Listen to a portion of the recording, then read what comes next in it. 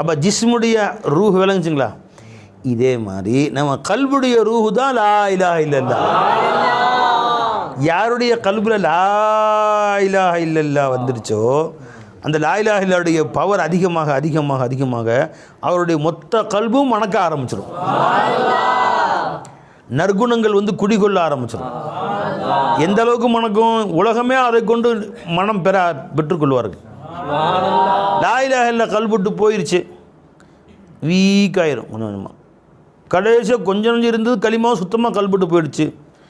எந்த அளவு நகர நகர துர்குணங்கள் வந்து குடிகொள்ள ஆரம்பிச்சிடும். கல்பு நாட்டம் அடிக்க ஆரம்பிச்சிடும்.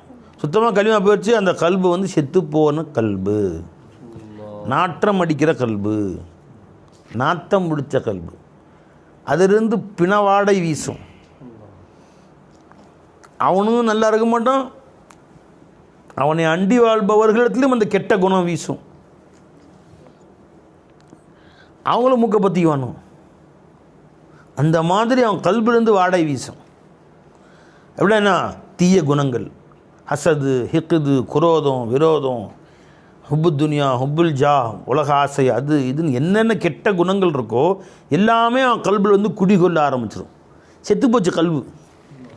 பாக்டீரியாஸ் ஃபுல்லாக புழுகு வந்துடுதுல, செத்துப்போன நாயில் புழுகு வர்ற மாதிரி கல்பில் புழுகு பூத்துரும். ஒன்றுமே செய்ய முடியாது. அறிஞ்சுங்களா? இப்போ அந்த கல்வை ஹயாத்தாக்கணும். ரூஹ் வேணும் கல்புக்கு. அந்த ரூஹை சப்ளை பண்ணக்கூடியவர்கள் தான் நபிமார்கள். உன் கல்புக்கு ரூஹ் ஏற்றுறவங்க தான் நபிமார்கள். அந்த ரூஹை அல்லாஹ் ஜல்ல ஷானு தஆலா லா இலாஹ இல்லல்லாஹ் என்ற ரூஹை மலக்குகள் மூலமாக கொடுத்து அமிச்சான் நபிமார்கள்ட்ட.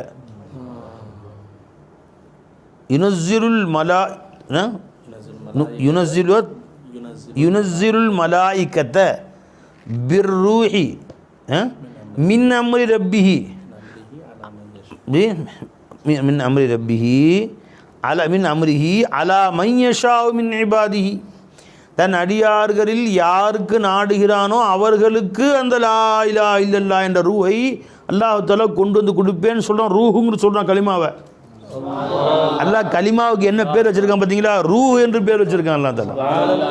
அப்போ ஒருத்தன் லா இலாஹ இல்லல்லாஹ் இல்லை, மற்ற எல்லாமே இருக்குது, செத்த பிணம்தான்.